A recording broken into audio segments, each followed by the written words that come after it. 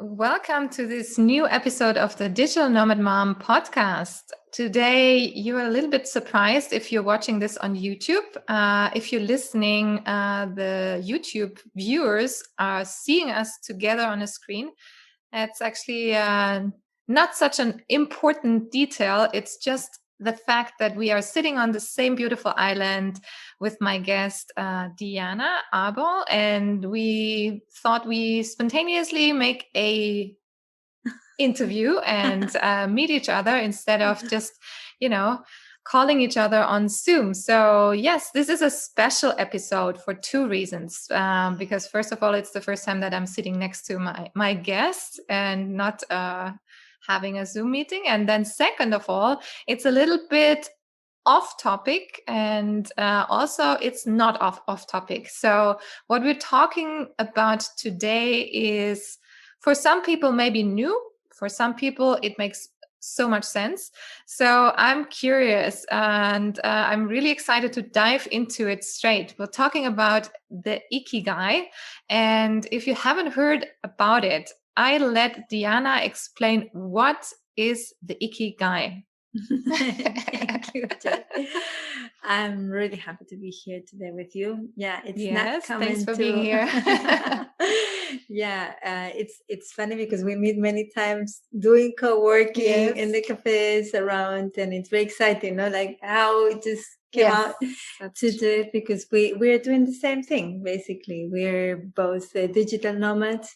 We're both moms. Mm-hmm. We're both in front of the computer many hours in order to bring you this content. And basically, the Ikigai, which is my specialty, it's the purpose in life. It's what you love to do in life and how to make it a way of life, and not only a profession, but also why we chose these surroundings. Why we chose to be digital nomads, because that's part of our profession. You can choose to do it at home in any country. That's true. With the people next to you, or you can do it online. Yeah. You can do it in a very different environment and choose your own schedule. And it's very different. So that's why we're talking about today is the Ikigai, maybe as your Ikigai, being a digital nomad. So understanding now that this is a Japanese concept, So we could say a life philosophy or a life concept. Yes. Yeah. And of course, we want to put it into the perspective of the digital nomadism. So you said it very good. We could do this lifestyle, or we could work anywhere, and we could not choose to be nomads at all, but we're doing it. And so, Diana, you specialize on helping people finding their Ikigai, and it's very interesting because obviously everyone in life, I think, has this internal feeling that they're always on the lookout for something. Always, we're trying to find our purpose in life, right? And now you come along and you say, I can help you, sit down with me and I can help you. So let me know, how do you do that? It's amazing. And before you say, how can you actually help people, how did you come across this fact? I mean, how did you find your Ikigai? Because I guess this is your Ikigai. Yes. Okay. Yes, completely. Wow, that was 16 years ago when I decided to start working in an office. After many years, I'm a translator of German, English, Spanish, and Catalan.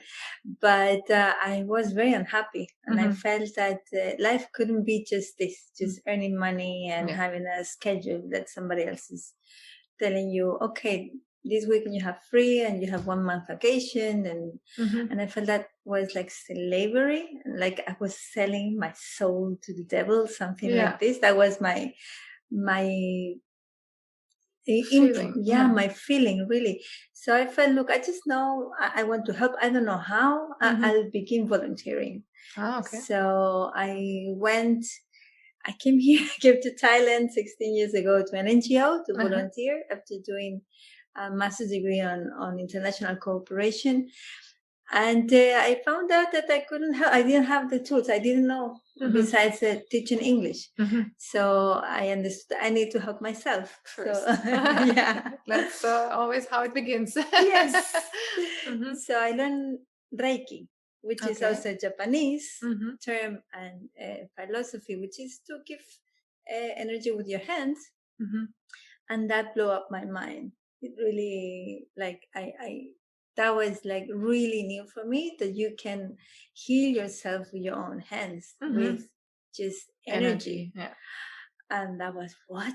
I need to tell this everybody. Everybody needs to know. Yes, of course. So that was very exciting. And that became my Ikigai. And I told my guides, I thought, okay, my teacher told me I have guides. So you guys, if you're there, I don't know you, but that's what I want to do from now on. Awesome. I want to help people to understand that they have their inner powers, that they need to find them, that we have everything that we need already. Yeah. And that's the beginning. And from there on, I began to learn many therapies and techniques. And my specialty is the Akashic records, like after regressive therapy and Feng Shui. What I did was I found that you can access the memory of the soul through a meditation. There are many ways. It's your subconscious that it can access any memory of the universe, pretty much. No, and I was like the first time, no, like what is that? So it took me some years just to accept that I can do that, or that anybody can do that, that's our nature, the same way like Reiki.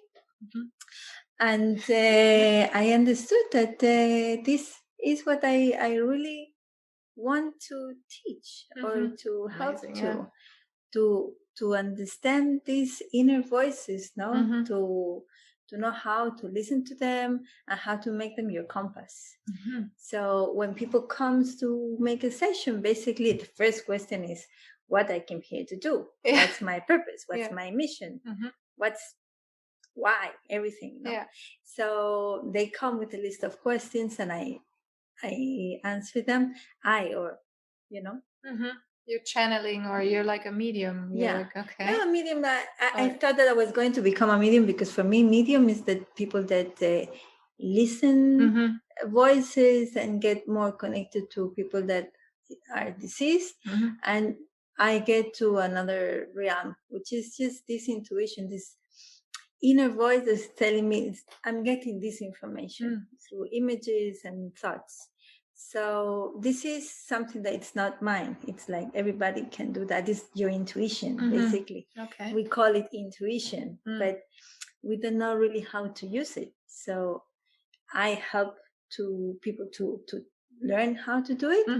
And also I facilitate the questions when they didn't get the course. So they come to answer this. So a few years ago, I met the word Ikigai. And when I read that, it's your passion. The Japanese people use it as a daily word to say, wow, that's really something I love. I love to do. It really passionates me. It really thrills me. It's like, wow. Okay.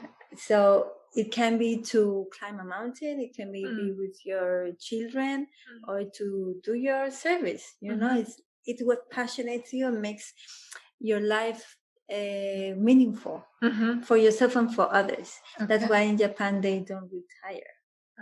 Because they have Ikigai. If you have Ikigai, you don't need to retire. You keep on doing what you love to do. Okay. So yeah, if people listening and they can relate to the description and say, okay, yeah, that's why I want to become a digital nomad, or that's why I am a digital nomad, that's probably because they have found intuitively to their ideal version of the lifestyle, right? So but it's interesting still, so many people are nowadays in our world where everything is so busy and we don't put focus on these topics that how do you call them? I mean, they're more spiritual, more philosophical or mystical even. People get disconnected. And how do you bring it into a daily life routine, or do you say that those who are coming to you, obviously they have to be open towards these topics and are perceptive for these kind of things, but then they leave you and then they have their everyday life? And do you also like give them advice on how to actually keep on track in implementing it? Yeah, that's a very good question, because I noticed that I have a process that is the Ikigai healing. Okay, first of all is the channeling. Second part is the analyzing your family tree to understand why this is not happening, because you have a heritage that you're honoring by doing the same profession or things that happened before. Yeah. So that prevents you to be authentic. So first I show you the picture and why, and then the third part is to heal it with family constellation, regressive therapy. So we do a process to make peace with the past and be yourself. And this, I do it in sessions. Last year I did my podcast to teach also like to explain this step by step. And this year I began to do a program, a 9-month program, to do it with them in group, in a group setting. In a group setting. Because otherwise, like, first of all, it's amazing to have the community to do it together in the same rhythm. And at the same time, it's also going through detail, because it's not like a session that I do it for you. No, you learn how to do it and you heal yourself. You understand, you make your own tree, you analyze it, you can do it for others. Okay. And at the end of the trip, of the journey to the Ikigai, it's called, in December, they find it by themselves through all this journey. Wow. And next year we go to the matter. Okay, this is my Ikigai now. What to do next? So I do it through interviews with specialists. This year, next year, it's a specialist on. Okay, so you need to make a plan. You need to set dates. You need to think what environment you want to live in, or work with, or everything. We go step by step to make it happen. Because not only here, it needs to go to the reality. Otherwise, it cannot be just a dream. It has to. It's like with of course you have to. It's like with any theory that you're consuming or you're studying. If you want to take action, or apply it to your life, you have to take action. That's what I want to say. So it's. I mean, these concepts, also law of attraction, or, manifesting your dreams, goal setting, all these types of things only help you, like Diana just said, if you are really afterwards make a plan and then work on it and then implement it day by day. It's a work in process. Life is a work in process. Yes. I mean, you never reach that level of now I'm done. I mean, if you say that, maybe then it's time to go and leave the earth. Yes. I don't know. I think I always think as long as I still have something to work on and to learn, it's not my time yet. Yes.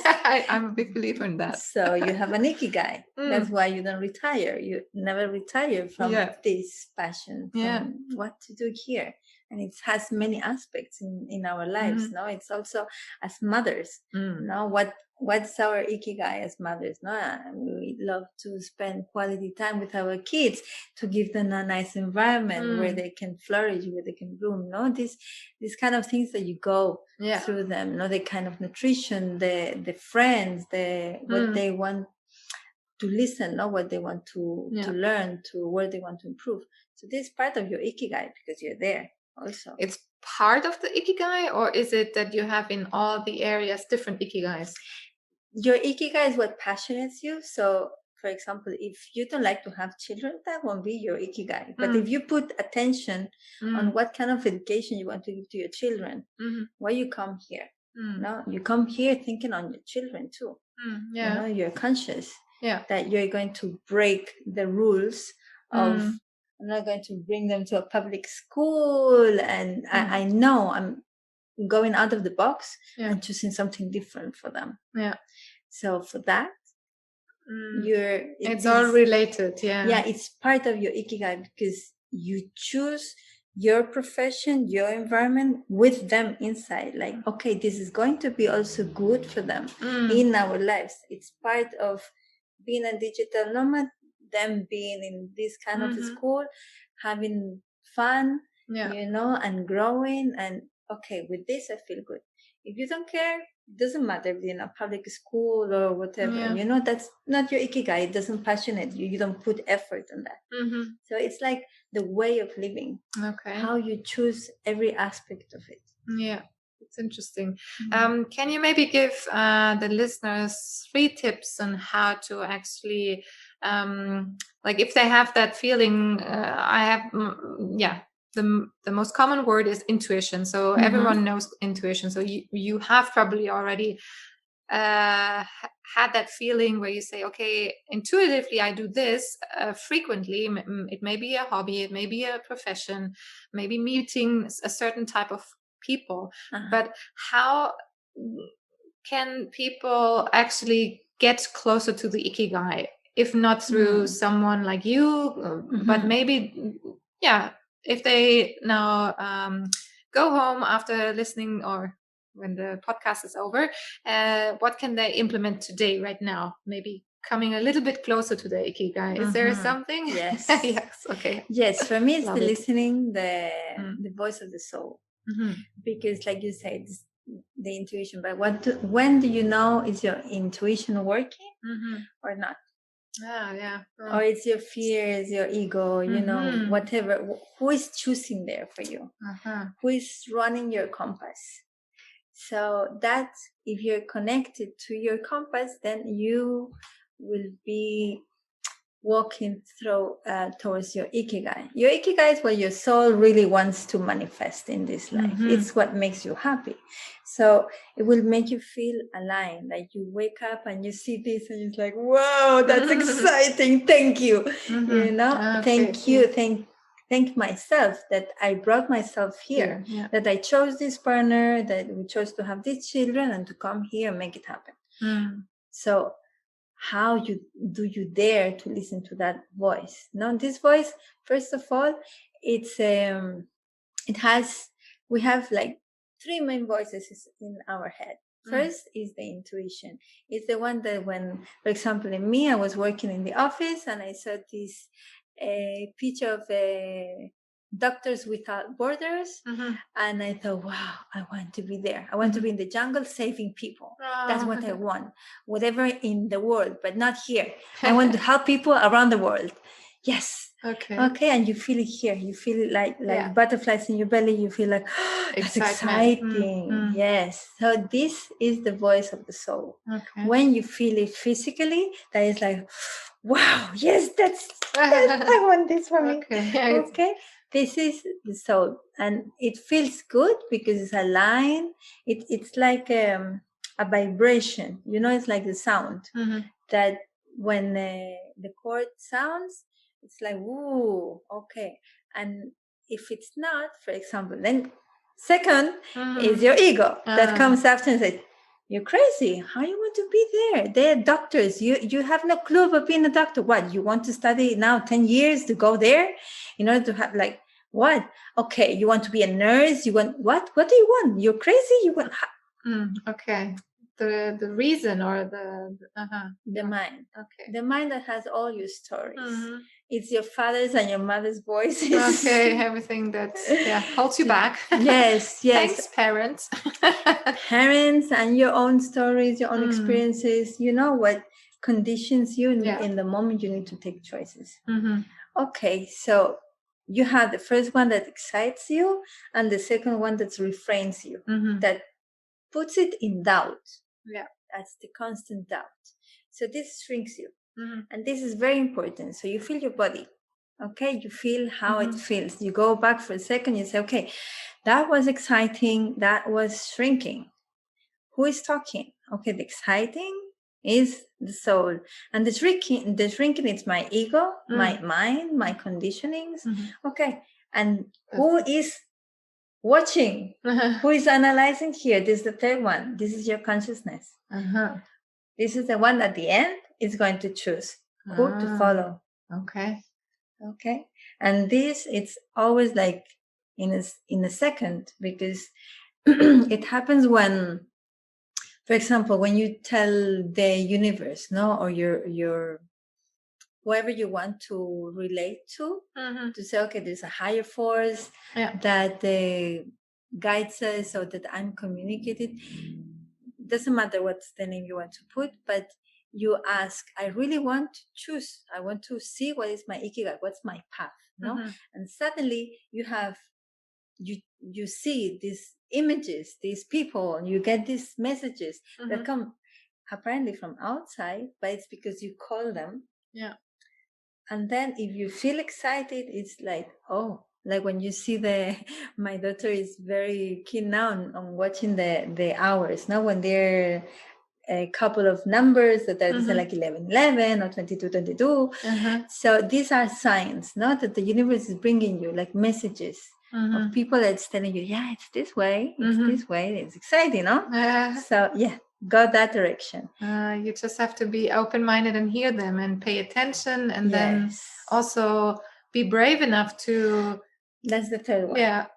That's the third, because you're listening, like you made the call, you get the messages, you filter them, and then are you brave enough? Yeah, because sometimes it can be scary. I mean, there's so many exciting things out, but they mean you have to step out of your comfort zone, and that's why I thought it's a very good topic to discuss with you guys here, because listeners, obviously, of the Digital Nomad Mom podcast need to step out of their comfort zones daily. And if you don't do it, you cannot live that lifestyle.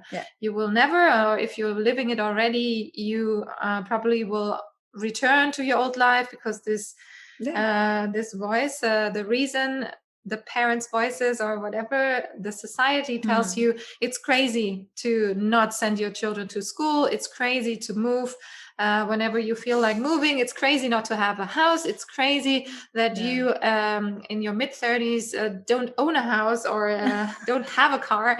And so that's it's very interesting. So if you are brave enough to listen to this inner voice and to take action upon it, you will live your Ikigai. Yes. Yeah. That's the there key. You go, people. Now, goodbye. Yes. You're done. We're done for today. Awesome. No, this is obviously, it's very exciting. It's so interesting. And I hope, we could talk for hours about this. And I feel really inclined to talk more about this, but the episodes maybe do a second Ikigai episode in the future. And of course, if you want to learn more about it, in the show notes, I put all the links necessary to find Diana and to follow her, and maybe also join her programs. And thanks so much for joining us. If you want to give maybe one last piece of advice for the listeners, if you say, okay, now shoot, what would it be? Just if someone is inclined to tap more into this topic, what should they do next?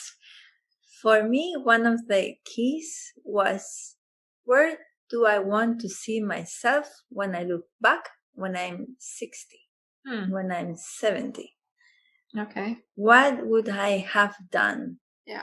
With my children, with my husband, with my life? What do I want to see? Yeah. That I survived, that I served others, that for money, or that my life made sense, that I enjoyed. I chose the environment, the family, the kind of relationships, the kind of community that will surround me, that will make sense with me, whatever it is. But it has to make sense with you. And for that, for me, the price, it's always there, because that's stepping out of our comfort zone. But the rewards are immense. It's really, okay, when I'm 70, I look back and I say, wow, thank you, darling. You did it. You did it, yeah. Okay. Yes, and you did it for all of them. Yeah. And the first place for yourself, because you're the core. that brings at the end, like I'm the one inspiring my husband to say, hey, what about living now our country and let's move around. We're here because we wanted to do the tour around the world. And then COVID happened. Thank you, COVID. So nice that we just landed here, and it's the most amazing place that I've ever visited, and we traveled a lot. So basically, I'm really happy and thankful every day that we chose to step out of our comfort zone, and especially that first day that I said, that's not life. That's not the life I want to remember what I want to see when I'm 60 or 70. Yeah. I want to have a good life that I enjoy. So that's okay. That should be motivation enough. I love it. Obviously, yeah, I can 100% relate to that. My story is similar, and I guess many listeners have similar stories if you're already on your digital nomad path. If not, it should make you feel itchy if it's your Ikigai. And yes, like I said, thanks so much for taking your time. My it pleasure. Was very interesting. I hope you got a lot of value out of it by listening to this, and stay tuned for the next episode of the Digital Nomad Mom Podcast. Thanks for listening, guys. Thank you. Bye. Bye-bye.